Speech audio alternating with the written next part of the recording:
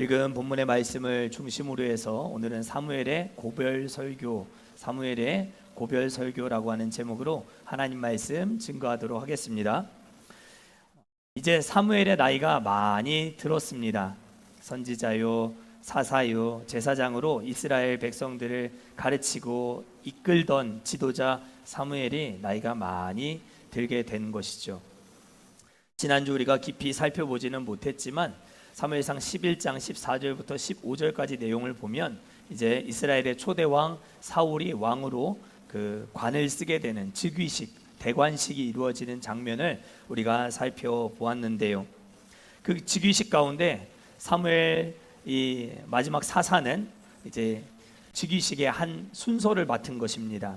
그래서 즉위식의 한 꼭지 순서를 담당해서 이제 마지막 자신의 공식적인 은퇴를 즈음해서 고별사 내용을 오늘 우리가 읽은 것인데요. 이스라엘 백성들이 가나안 땅 정복 전쟁을 다 마치고 땅을 다 분배받고 정착한 가운데 그들이 이제 사사 시대를 맞이하게 될 그 타이밍에도 이제 정복 시대가 끝나고 사사 시대를 진입하게 될 그때에도 이 지도자 여호수아는 고별사를 여호수아서 24장에 남겼습니다. 그래서 이제 사사 시대가 시작이 되었죠. 그리고 이제 사사 시대가 저물고 통일 왕국 시대가 시작되고 있는 이 중요한 시점에서도 사무엘은 공식적인 자기의 소임을 다하였다라고 하는 의미에서 고별사를 이제 12장에서 남기고 있는 것을 볼 수 있습니다. 그러나 그럼에도 불구하고 오늘의 이 사무엘의 고별사로 말미암아 사무엘의 역할이 다 끝났는가? 그것은 아니었습니다. 이제 이어지는 13장, 15장, 16장, 19장 이런 장들을 쭉 살펴보면 여전히 이 사무엘은 사사로서 지도자로서 역할은 하지 않지만 그 역할은 여전히 이제 사울이 이제 맡아서 바통을 이어받아서 하게 되지만 선지자나 제사장으로서는 여전히 사무엘이 영향력 있게 사역을 하고 있는 것을 볼 수 있습니다. 그러나 그럼에도 불구하고 오늘 이 12장의 고별 설교가 의미가 있는 것은 공식적인 은퇴의 자리이기 때문입니다. 고별사의 내용을 통해서도 우리가 가히 짐작해 볼 수 있는 것은 사울이 왕이 된 것, 이것을 하나님이 선택하셨는가 아니면 백성들이 원해서 사울이 왕이 된 것인가? 여러분들은 지금 사무엘상 강해를 쭉 이어져 함께 이렇게 달려가고 있는데요. 여러분들 보셨을 때는 사울이 왕이 된 것이 하나님의 선택 때문이라고 생각하십니까? 아니면 백성들이 요구했기 때문이라고 생각하십니까? 그렇죠. 이 고별사의 내용을 쭉 살펴보면 사무엘은 이 백성들이 인간 왕을 요구했기 때문에 하나님이 어쩔 수 없이 사울을 맡기신 것이다. 그러니까 이 사울은 한편 보면 불완전한 왕이라고 볼 수 있는 거예요. 이스라엘의 첫 번째 왕, 그 왕은 하나님이 마음에 들어서 그를 쏙 뽑아서 세운 사람이라기보다는 사람들이 원했기 때문에 하나님이 그 모든 과정 중에 이렇게 기름도 붓기도 하시고 제비를 뽑아 사울이 선택되기도 하시고 하는 그런 모든 과정들을 통해서 하나님이 인준을 해주신 것이다, 이렇게 보는 것이 맞겠다라고 할 수 있는 것이죠. 그러니까 진짜 하나님의 마음에 쏙 드는 왕은 따로 있는 것이죠. 그 왕을 세우기까지는 사무엘이 아직 역할이 남아있다라고 하는 걸 알게 됩니다. 사울이 이제 저물고 다윗이 등장하는 장이 몇 장이라고 했죠? 16장. 그렇죠. 다윗이 등장하는 장은 16장이라고 했어요. 그리고 17장에서 골리앗을 이긴 다윗 이렇게 나오죠. 그러니까 다윗이 등장하고 다윗에게 기름 붓고 하나님이 진짜 원하시는 선택한 왕이 등장하기까지는 아직 사무엘의 역할이 많이 남아있기 때문에 오늘 우리가 이렇게 고별사를 읽기는 했지만 이 사울의 통치 기간, 왕으로서 나라를 다스린 기간이 40년입니다. 40년. 그러니까 다윗이 왕으로 정식 즉위하기까지는 물론 사무엘이 그 모습을 보지는 못했지만 그래도 사울이 다스리던 수많은 시간들 동안 여전히 사무엘이 나이가 많이 들었음에도 공식적인 역할들을 많이 감당했음을 우리가 알 수 있습니다. 오늘 이 사무엘의 고별사는 크게 세 부분으로 나눠서 우리가 생각을 해볼 수 있습니다. 첫 번째 부분은 1절부터 5절까지 내용인데요. 여기 12장 고별설교의 서론은 이스라엘의 마지막 사사로서 사무엘의 자기 리더십에 대한 자기 변호를 말하고 있다라고 우리가 볼 수 있습니다. 한마디로 말해서 나는 지도자로서 아무 잘못이 없다. 나는 잘못하지 않았다. 사사시대가 끝나고 왕정이 시작된 것은 너희가 원한 것 때문이지 나는 잘못이 없다. 그 이야기를 지금 하기를 원하는 것이죠. 그래서 내가 누구의 소를 빼앗았느냐, 누구의 나귀를 빼앗았느냐, 내가 누구를 속인 적은 있었느냐, 내가 누구를 강제적으로 압제한 적이 있었느냐, 내가 아니면 누군가에게 뇌물을 받은 적이 있었느냐, 이렇게 5가지 질문을 이스라엘 백성들에게 지금 길갈 성에 모여 있는 그 즉위식 현장에 모여 있는 이스라엘 백성들에게 이야기를 하고 있는 것이죠. 나는 1절 이런 정치 스캔들에 휘말리지 않고 깨끗하게 사명을 여지까지 감당해 왔다라고 하는 것을 강조하고 있는 것입니다. 그때 당시에 소와 나귀는 당시 사람들의 일반적인 재산을 이제 상징하는, 지금 오늘날 말할 것 같으면 뭐 몇 평짜리 아파트 또 혹은 어떤 자동차 이런 거와 같은 의미다, 이렇게 볼 수 있는 것이죠. 사무엘은 자신의 권력을 이용해서 백성들의 재산을 함부로 빼앗지 않았음을 주장하고 있는 것입니다. 1절 깨끗함으로 나라를 잘 다스려 왔다. 당시에 권력을 가진 많은 왕들은 그 권력을 이용해서 부를 축적하려고 했기 때문에 힘없는 사람들의 재산들이 강제적으로 빼앗기는 일들, 압제를 당하는 일들이 비일비재했던 시대였습니다. 그럼에도 불구하고 사무엘은 부당하게 부를 축적하는 일에 혈안이 되어 있지 않았다라는 것이죠. 또한 자신이 백성들에게 폭정을 행했느냐, 그것도 아니라는 거예요.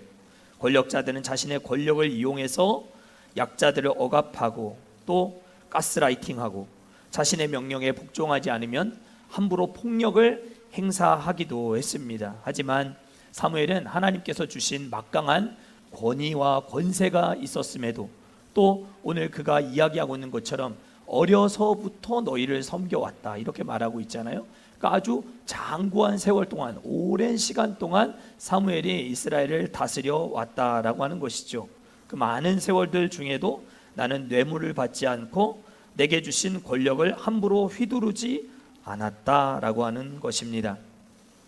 이런 사무엘의 5가지 질문, 내가 소를 뺏은 적이 있냐, 나귀를 뺏은 적이 있냐, 아니면 압제한 적이 있냐, 누구를 속인 적이 있냐, 아니면은 뭐 뇌물 받은 적이 있냐, 이렇게 당당하고 떳떳하게 말하고 있는 이 사무엘의 모습을 보면서 리더는, 참으로 하나님을 경외하는 사람은 이렇게 하나님과 사람 앞에서 떳떳한 그런 리더가 되는 것이 참 중요하다라고 하는 것을 알게 됩니다.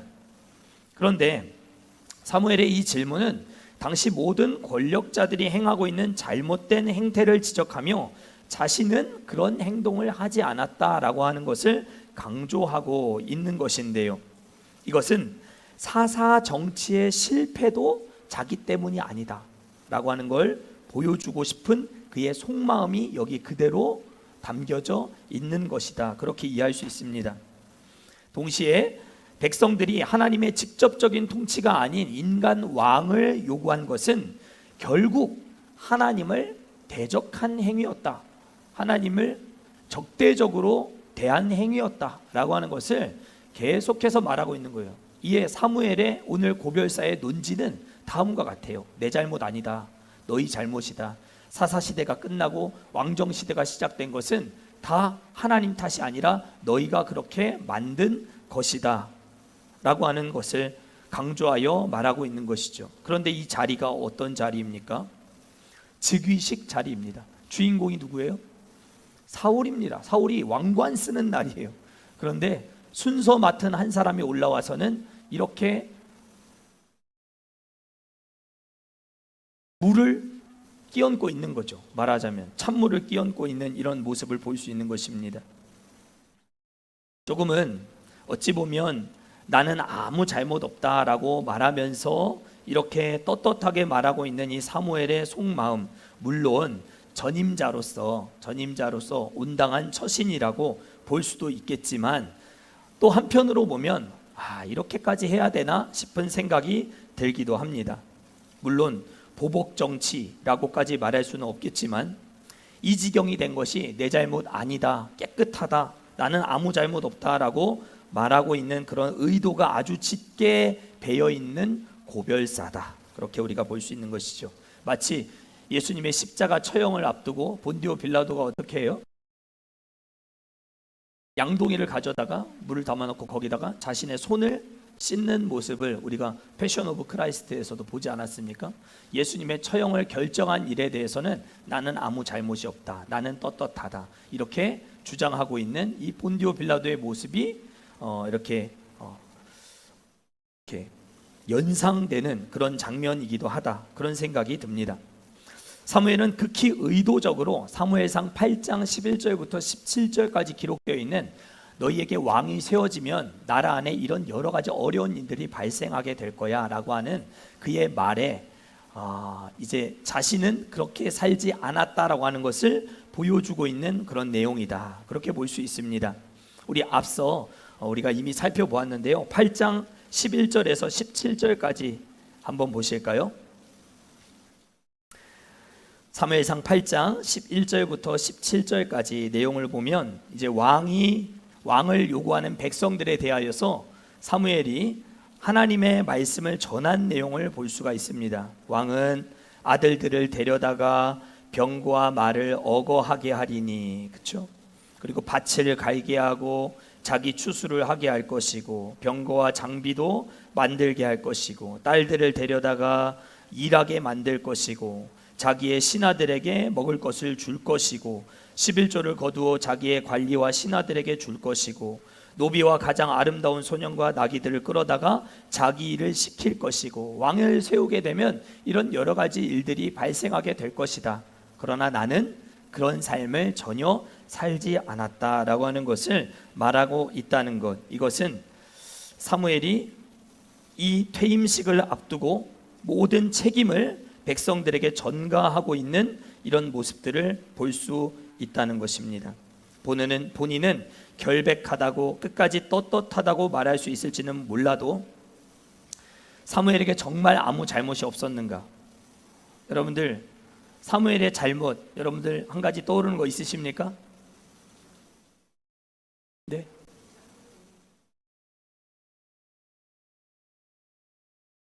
맞습니다. 사무엘 자녀들에 대한 내용이 사무엘상 8장 3절에 기록이 되어 있어요.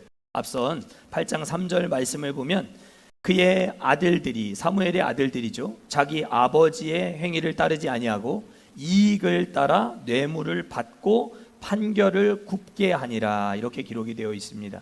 뇌물을 본인은 안 받았을지는 몰라도 자기 아들들이 이익을 굽게 하려고 다 뇌물들을 다 받아놓은 이런 상황이었음을 분명히 성경은 밝혀주고 있는 것이죠.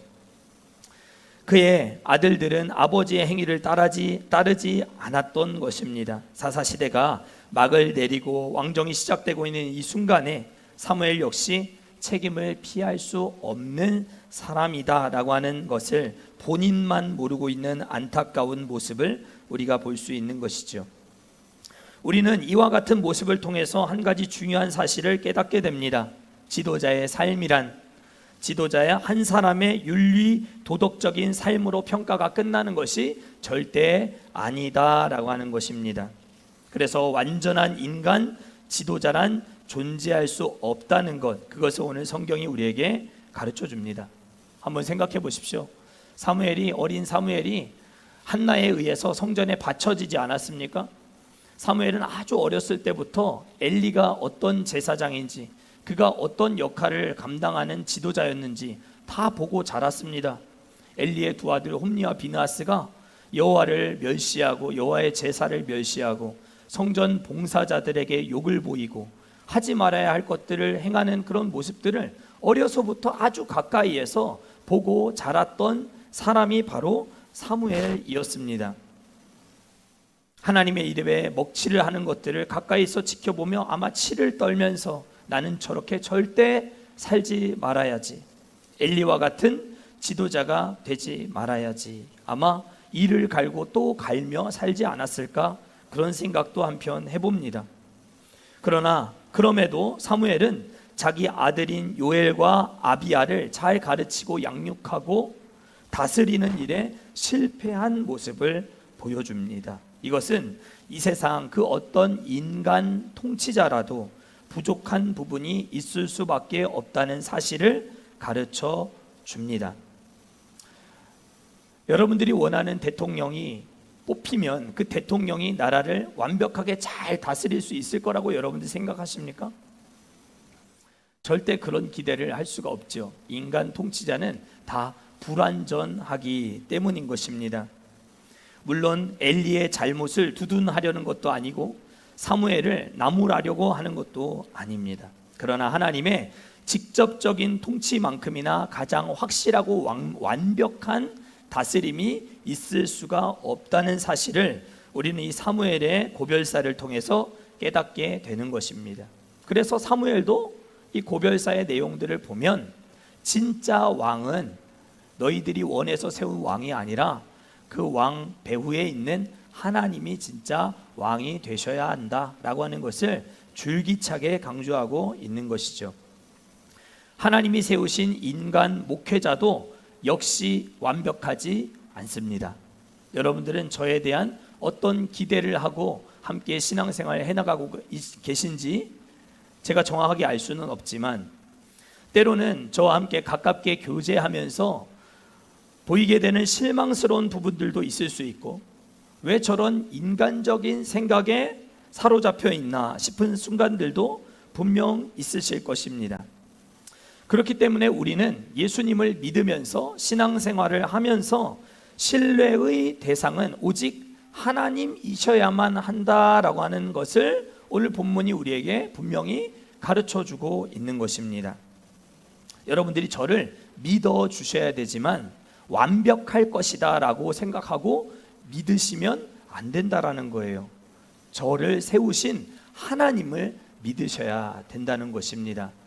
그래서 사하라의 불꽃이라고 쓴 아프리카의 성자였던 샤를드 푸코라고 하는 프랑스의 수사는 우리가 신앙생활하면서 가장 힘든 그것은 바로 하나님을 믿는 것이다, 그렇게 말했어요. 샤를드 푸코라고 하는 그 수사가 하나님을 믿는 것이 가장 어렵다라고 이야기한 이유는 하나님을 함께 믿는 사람들을 볼 때 하나님을 믿는 것이 참 어렵더라라고 하는 의미에서 그런 이야기를 한 것입니다. 여러분들 사람 바라보면 실족할 수밖에 없어요. 여러분들 주변에 옆에 있는 성도들, 여러분들이 많은 기대를 하고 이렇게 신앙생활을 함께 해나가고 있겠지만 기대에 못 미치는, 또 혹은 마음이 상하게 되는 그런 순간들도 많이 있을 수 있다는 거예요. 여러분들 하나님만 바라보십시오. 하나님만 바라보셔야 신앙생활을 똑띠 할 수 있습니다. 아멘이십니까? 똑띠 하시려면 여러분들이 하나님만 바라보셔야 됩니다. 그래서 사무엘과 같이 하나님과 사람 앞에서 떳떳하고 당당하게 말할 수 있는 그리스도인이 될 수 있도록 하는 것도 참 중요하지만 주어진 상황 속에서 최선을 다하는 그리스도인이 되어야 함의 중요함도 우리가 잊지 말아야 한다는 것입니다. 두 번째 부분은 6절부터 13절까지 내용입니다. 반복되고 있는 이스라엘 백성들의 역사를 통해서 지금 길갈에 모여 있는 이제 왕정 시대를 맞이한 백성들을 교훈하고 있는 사무엘의 모습을 볼 수 있습니다. 사무엘의 논지는 흔들리지 않습니다. 계속해서 일관성을 가지고 동일하게 이야기를 하고 있습니다. 사울이 왕이 된 것은 하나님의 선택이라기보다는 너희의 잘못되고 무리한 요청 때문이다 라고 하는 것입니다. 그래서 사무엘은 출애굽 시대, 사사 시대, 왕정으로 전환하는 이 시대 속에 있었던 많은 일들을 중심으로 해서 6절부터 13절까지 내용에 이 시대 속에 나타난 이스라엘의 불순종을 부각시켜서 너희와 같이 이렇게 행동해서는 안 된다라고 하는 것을 교훈하고 있습니다. 먼저 출애굽 시대에 대한 교훈은 6절부터 8절까지 기록이 되어 있어요. 하나님은 이스라엘의 반복적인 불순종에도 그들이 회개하면 언제든지 모세와 아론과 같은 사람을, 구원자를 보내주시지 않았느냐. 그러나 하나님이 너희를 직접 건져주시기도 하셨다라고 하는 사실을 밝혀주면서 하나님의 통치가 한 번도 실패한 적이 없다라고 하는 것을 말하고 있습니다. 그래서 이제 와서 굳이 왕이 세워지고 있는 즉위식인데도 불구하고 왕정이 굳이 필요하냐, 이런데도 왕으로서 통치하는 것이 우리에게 필요한 것이냐라고 하는 것을 지금 또 얘기를 하고 있는 것이죠. 특별히 7절 마지막 부분에 기록되어 있는 담론하리라 라고 기록되어 있는 히브리어 이샤프타라고 하는 이 단어는 법정적인 용어입니다. 그러니까 법정에 서서 검사가 잘못한 피고인의 이 잘못을 막 판사에게 고발을 하는 것이죠. 법정에 세워진 것이고, 판사는 하나님, 검사는 사무엘, 피고인은 이스라엘 백성들. 이 백성들이 잘못한 것들을 판사에게 지금 계속 신원하고 탄원하고 있는 이 모습을 볼 수 있는 것입니다. 사무엘은 지난 출애굽의 역사를 회고하면서 하나님께서 얼마나 언약에 신실하셨는지, 약속에 신실하게 일하셨는지를 환기시켜 주고 있습니다. 또한 그것을 줄곧 그 하나님께 반역했던 백성들의 역사와 대조해서 교훈을 주고 있습니다. 분에 넘치는 이런 하나님의 출애굽의 구원의 역사, 은혜를 베풀어 주었음에도 불구하고 하나님의 인도하심에 순종하려 하기보다는 열방과 같이, 이방 나라와 같이 왕을 요구하는 것은 너희의 욕심이다, 이렇게 말하고 있는 것이죠.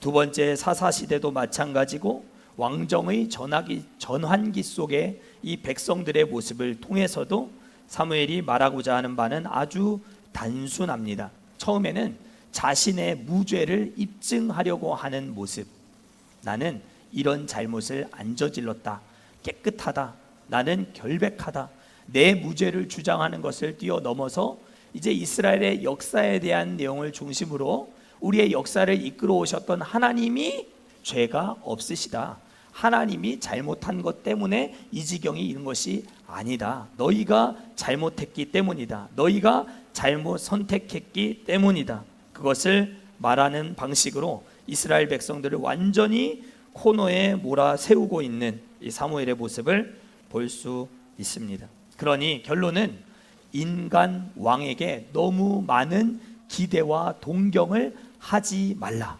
누구를 바라보라? 하나님만 바라봐라. 그것을 지금 계속 사무엘은 역사를 통해서, 나의 통치하는 모습을 통해서 깨닫기를 원하는 것입니다. 이스라엘의 왕이 되는 사울을 포함해서 지금 여기 모인 우리가 끝까지 잊지 말아야 할 신뢰의 대상은 오직 우리 구주 예수 그리스도 하나님밖에 없다라고 하는 것을 이런 고별사 시간을 통해서 웅변하고 있는 것입니다. 그러나 마지막 세 번째 부분은 이런 그의 마음을 듬뿍 담아서 이스라엘 백성들에게 순종을 다시 재차 권면하고 있는 모습을 볼 수 있습니다. 14절, 15절 말씀은 우리가 다시 한번 읽어보도록 하겠습니다. 사무엘상 마지막 12장 14절, 15절 함께 읽겠습니다. 시작.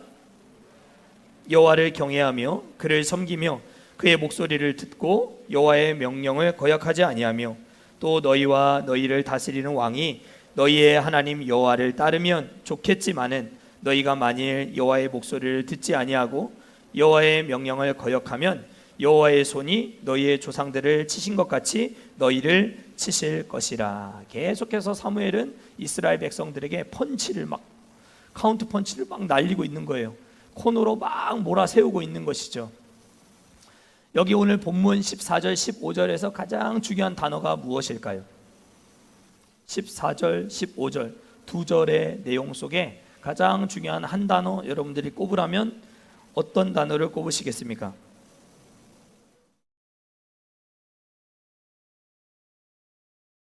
여호와를 경외하며, 그것도 중요하죠.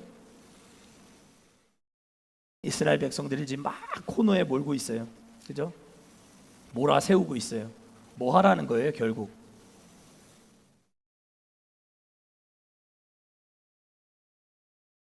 자신 있게 얘기하십시오. 우리 성경 공부하는 시간이니까 틀려도 괜찮잖아요. 여호와의 명령을 거역하지 아니하며, 그것도 중요하죠. 딱 하나, 한 단어. 명령.